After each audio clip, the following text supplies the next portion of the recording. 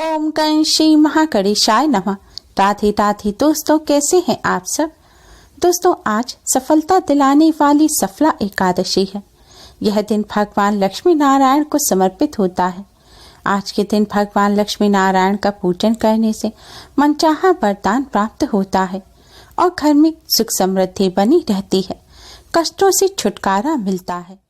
आज सफला एकादशी के साथ ही गुरुवार का दिन भी है और गुरुवार का दिन भी भगवान लक्ष्मी नारायण भगवान सत्यनारायण को समर्पित होता है।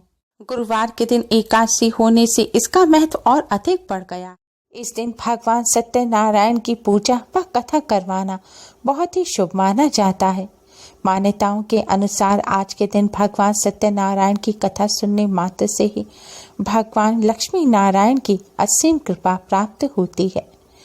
भगवान सत्यनारायण की कृपा से मनचाहा वरदान मिलता है और समस्त पापों का नाश हो जाता है।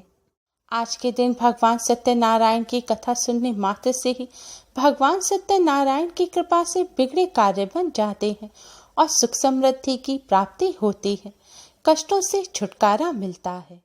सत्य को नारायण के रूप में पूजना ही सत्यनारायण की पूजा है। इसका दूसरा अर्थ यह भी है कि संसार में एकमात्र नारायण ही सत्य है, बाकी सब माया है। सत्य में ही सारा जगत समाया हुआ है। सत्य के सहारे ही शेष भगवान पृथ्वी को धारण करते हैं। सत्यनारायण व्रत की कथा पुरा काल में सौनकादिक ऋषि नैमिषारण्य स्थित महर्षि सूत के आश्रम पर पहुँचे। ऋषिगण महर्षि सूत से प्रश्न करते हैं कि लौकिक कष्ट मुक्ति, सांसारिक सुख समृद्धि एवं पारलौकिक लक्ष्य की सिद्धि के लिए सरल उपाय क्या है। महर्षि सूत सौनकादिक ऋषियों को बताते हैं कि ऐसा ही प्रश्न नारद जी ने भगवान विष्णु से किया था। नारद जी भगवान विष्णु के पास जाकर उनकी स्तुति करते हैं। स्तुति सुनने के अनंतर भगवान श्री विष्णु जी ने नारद जी से कहा, महाभाग, आप किस प्रयोजन से यहाँ आए हैं? आपके मन में क्या है, कहिए। नारद जी बोले, भगवान, मृत्यु लोक में अपने पाप कर्मों के द्वारा विभिन्न योनियों में उत्पन्न सभी लोग बहुत प्रकार के कलेशों से दुखी हो रहे हैं। हे नाथ, किस लघु उपाय से उनके कष्टों का निवारण हो सकेगा? यदि आपकी मेरे ऊपर कृपा हो तो वह सब मैं सुनना चाहता हूँ, उसे बताइए। श्री भगवान ने कहा, हे बस, संसार के ऊपर अनुग्रह करने की इच्छा से आपने बहुत अच्छी बात पूछी है। जिस व्रत के करने से प्राणी मोह से मुक्त हो जाता है, उसे आपको बताता हूँ, सुने। हे वत्स, स्वर्ग और मृत्यु लोक में दुर्लभ भगवान सत्यनारायण का एक महान पुण्यप्रद व्रत है। आपके स्नेह के कारण इस समय मैं उसे कह रहा हूँ। अच्छी प्रकार विधि विधान से भगवान सत्यनारायण व्रत करके मनुष्य शीघ्र ही सुख प्राप्त कर परलोक में मोक्ष प्राप्त कर सकता है। भगवान की ऐसी वाणी सुनकर नारद मुनि ने कहा, प्रभु, इस व्रत को करने का फल क्या है? इसका विधान क्या है? इस व्रत को किसने किया और इसे कब करना चाहिए? यह सब विस्तार पूर्वक बतलाइए। श्री भगवान ने कहा, यह सत्यनारायण व्रत दुख, शोक आदि का शमन करने वाला, धन धान्य की वृद्धि करने वाला, सौभाग्य और संतान देने वाला तथा सर्वत्र विजय प्रदान करने वाला है। जिस किसी भी दिन भक्ति और श्रद्धा से समन्वित होकर मनुष्य ब्राह्मणों और बंधु बांधवों के साथ धर्म में तत्पर होकर सायंकाल भगवान सत्यनारायण की पूजा करें। नैवेद्य के रूप में उत्तम कोटि के भोजनीय पदार्थ को सवाया मात्रा में भक्ति पूर्वक अर्पित करना चाहिए। केले के फल, घी, दूध, गेहूं का चूर्ण अथवा गेहूं के चूर्ण के अभाव में साठी चावल का चूर्ण, शक्कर या गुड़, यह सब भक्ष्य सामग्री सवाया मात्रा में एकत्र कर निवेदित करनी चाहिए। बंधु बांधवों के साथ श्री सत्यनारायण भगवान की कथा सुनकर ब्राह्मणों को दक्षिणा देनी चाहिए। तदंतर बंधु बांधवों के साथ ब्राह्मणों को भोजन कराना चाहिए। भक्ति पूर्वक प्रसाद ग्रहण कर नृत्य गीत आदि का आयोजन करना चाहिए तदंतर भगवान सत्यनारायण का स्मरण करते हुए अपने घर जाना चाहें। ऐसा करने से मनुष्यों की अभिलाषाएं अवश्य पूर्ण होती हैं। विशेष रूप से कलयुग में पृथ्वी लोक में यह सबसे छोटा सा उपाय है।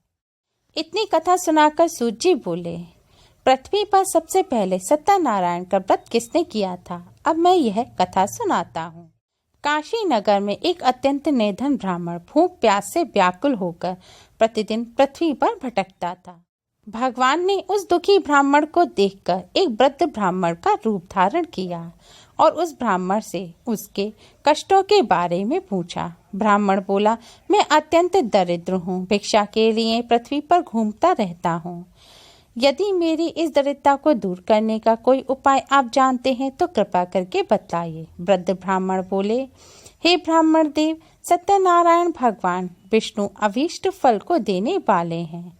हे विप्र, तुम उनका उत्तम व्रत करो, जिसके करने से मनुष्य सभी दुखों से मुक्त हो जाता है। व्रत के विधान को भी भगवान ने ब्राह्मण को विधि पूर्वक बताया। ब्राह्मण ने अगले दिन व्रत करने का संकल्प किया। ऐसा संकल्प करके वह ब्राह्मण भिक्षा के लिए चल पड़ा। उस दिन ब्राह्मण को भिक्षा में बहुत सा धन प्राप्त हुआ। उसी धन से उसने बंधु बांधवों के साथ भगवान सत्यनारायण का व्रत किया। इस व्रत के प्रभाव से वह श्रेष्ठ ब्राह्मण सभी दुखों से मुक्त होकर समस्त संपत्तियों से संपन्न हो गया। उस दिन से लेकर प्रत्येक महीने उसने यह व्रत किया। इस प्रकार भगवान सत्यनारायण के इस व्रत को करके वह श्रेष्ठ ब्राह्मण सभी पापों से मुक्त हो गया और उसने दुर्लभ मोक्ष को प्राप्त किया। सूत जी ने कहा, हे श्रेष्ठ मुनियों, अब एक और कथा कहता हूँ। पूर्व काल में उल्कामुख नाम का एक बुद्धिमान राजा था। वह सत्य वक्ता और जितेंद्रिय था। प्रतिदिन देव स्थानों पर जाता था, गरीबों को धन देकर उनके कष्ट दूर करता था। उसकी पत्नी सुंदर और सती साध्वी थी। भद्रशिला नदी के तट पर उन दोनों ने श्री सत्यनारायण भगवान का व्रत किया।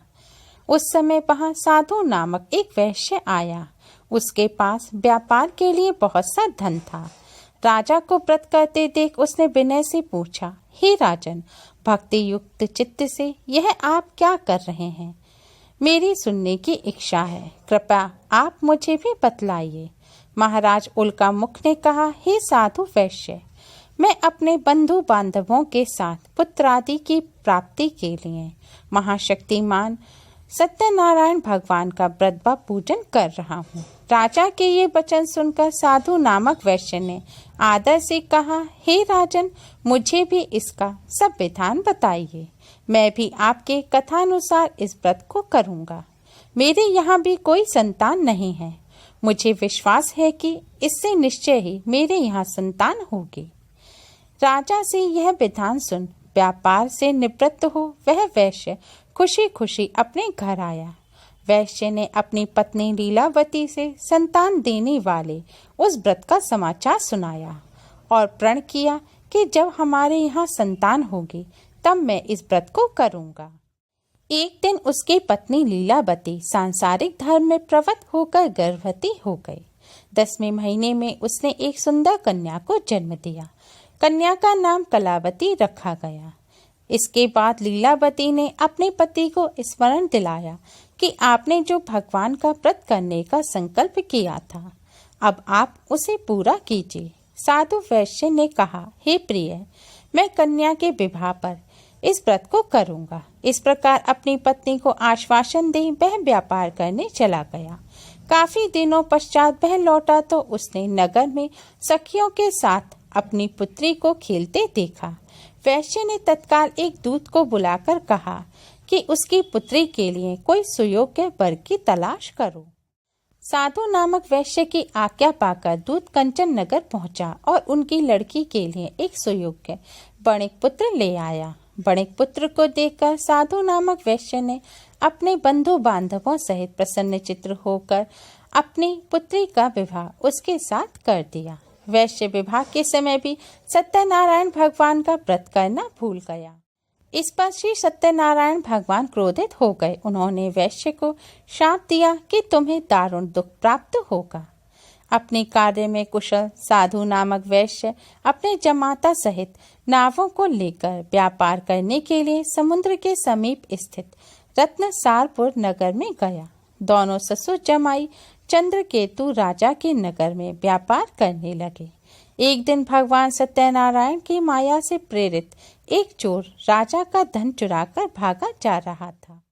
राजा के दूतों को अपने पीछे आते देख चोर ने घबराकर राजा के धन को उसी नाव में छुपाकर रख दिया जहां वे ससुर जमाई ठहरे थे।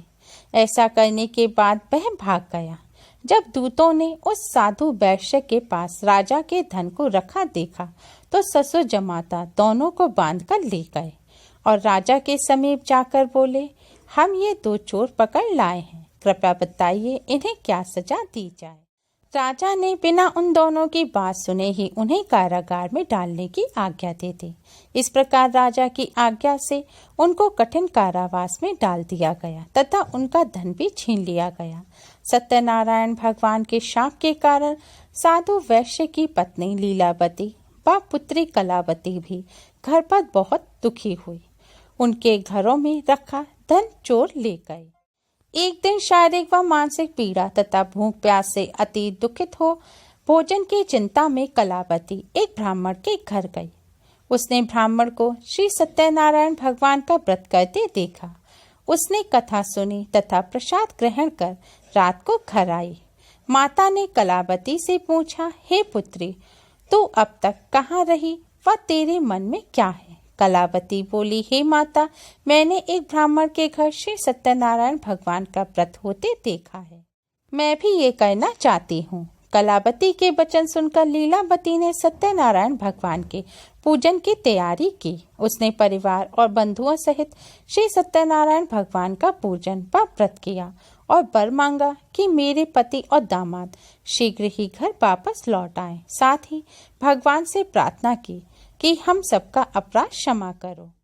श्री सत्यनारायण भगवान इस व्रत से संतुष्ट हो गए। उन्होंने राजा चंद्रकेतु को स्वप्न में दर्शन देकर कहा, हे राजन, जिन दोनों वैश्यों को तुमने बंदी बना रखा है वे निर्दोष हैं, उन्हें प्रातः ही छोड़ दो, अन्यथा मैं तेरा धन, राज्य, पुत्रादि सब नष्ट कर दूंगा।